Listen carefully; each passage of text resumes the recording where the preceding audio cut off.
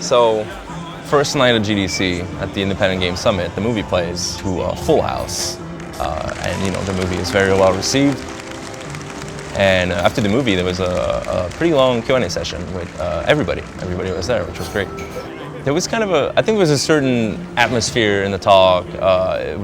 Most of it was pretty silly, and there was no holding back anything. And at some point, this Japanese gentleman walks up to the microphone to ask a question, and he starts by saying something like, I'm very proud to see that classic Japanese games have inspired you all so much, which is super obvious looking at all three games in the movie. There's Mario in all three of those games. And then he goes on to ask what we think of modern Japanese games. And being kind of an asshole, I immediately took the microphone and say, I think they kind of suck. I'm sorry. Like, you guys need to get with the times and make better interfaces. The room just exploded in laughter and gasps, and I think most people were just in disbelief that I would say that to the poor man's face, who visibly had his heart broken when I said that. His face just went and I felt terrible. I immediately apologized. I'm so sorry.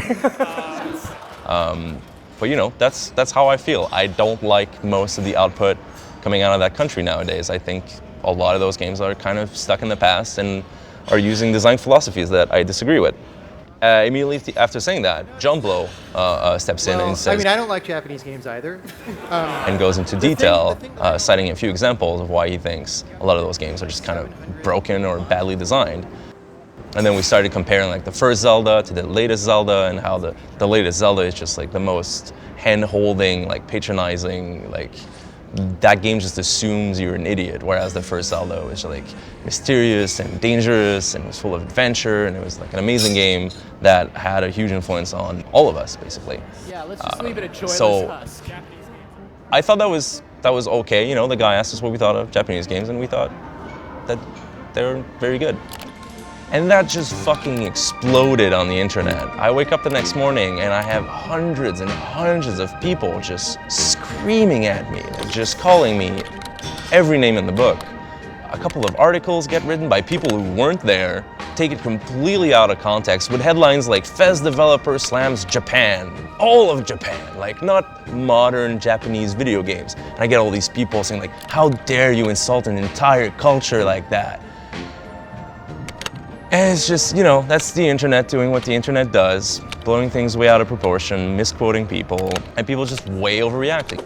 There's a lot of people that love Japanese games, and, they're very dear to them, and that's fine. That's their opinion, and my opinion is that those games suck. And people, cannot accept that. But it's been fucking crazy. It's weird because there's so much negative attention and things being said, but the last 24 hours I gained 250 Twitter followers. It's too bad. This week was supposed to be such a positive experience, and then this thing happened right at the beginning, and now everywhere I go it's yeah, here you hate Japanese games. I have to explain to everybody that no, I just don't like most of the new ones.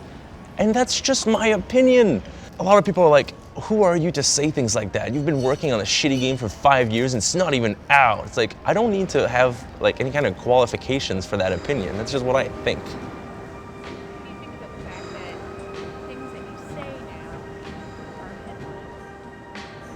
I kind of like it.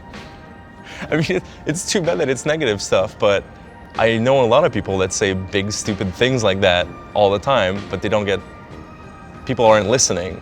Just the fact that people are listening, even if they don't like me, they hate me. They follow me on Twitter just because they hate me, but they're listening and they're talking about me.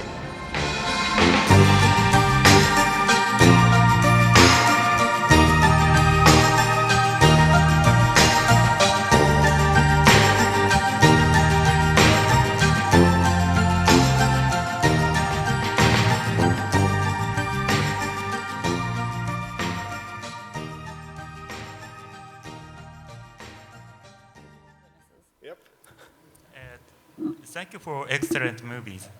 And I'm a freelance game programmer. And in this movie, you were inspired from Super Mario and Metroid and Rockman.